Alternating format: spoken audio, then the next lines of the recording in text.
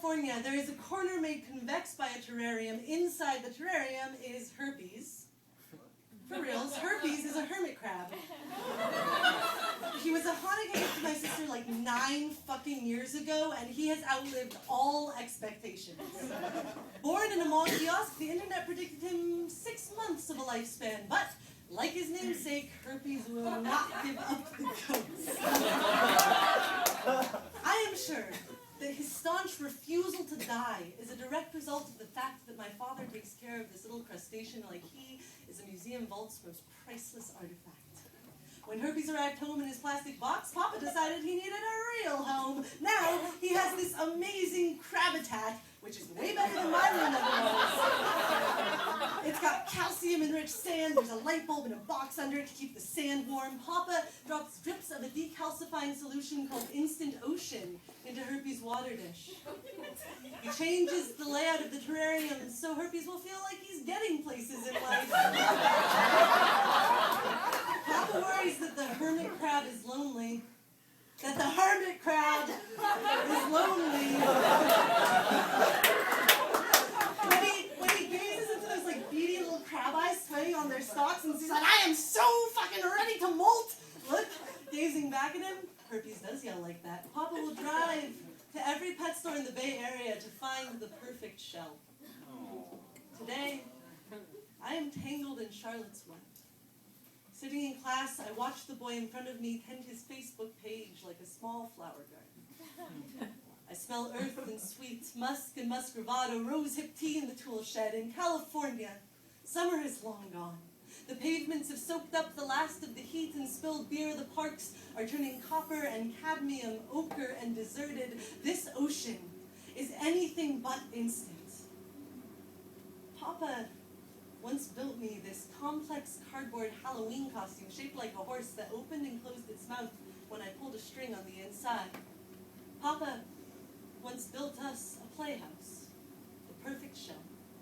Papa organized and implemented the SRP, or the Snail Relocation Program, which involves gathering all the snails from the garden into coffee cans and then driving them up into the mountains to live the life of free gastropods because he just can't kill them, even when they eat through the tomato plants.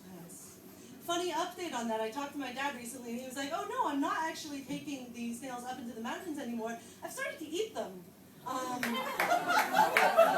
Apparently he found out that the kind of snails that live in our yard are escargot snails, and so I was like, Papa, that's terrible, you can't do that. And he's like, no, it's fine.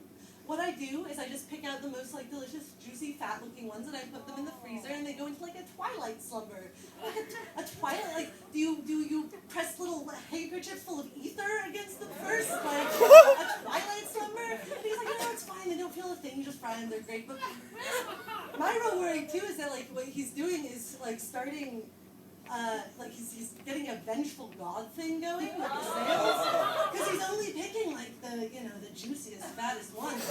And so one day he's going to go out into the garden and there's going to be like a virgin snail like tied to the tomato stalk and a whole bunch of snails tramping around it like singing a song to it. And it's going to be a bad scene. It is going to be a bad scene.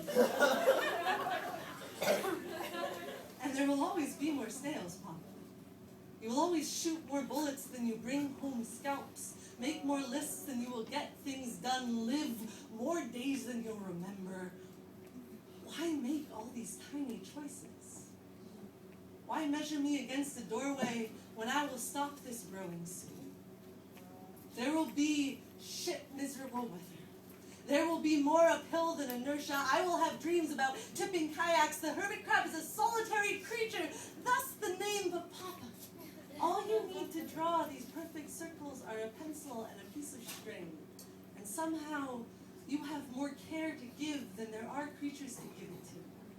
So remember, when the cats cry to come sleep on your chest at night, when the tomato plants have holes through them, when the museum's vault is looted and the horse's mouth hangs from its masking tape jaw, remember that your arm is a radius, that our pets grow back like lizard tails buried in the backyard, and that the hermit crab is indeed getting places.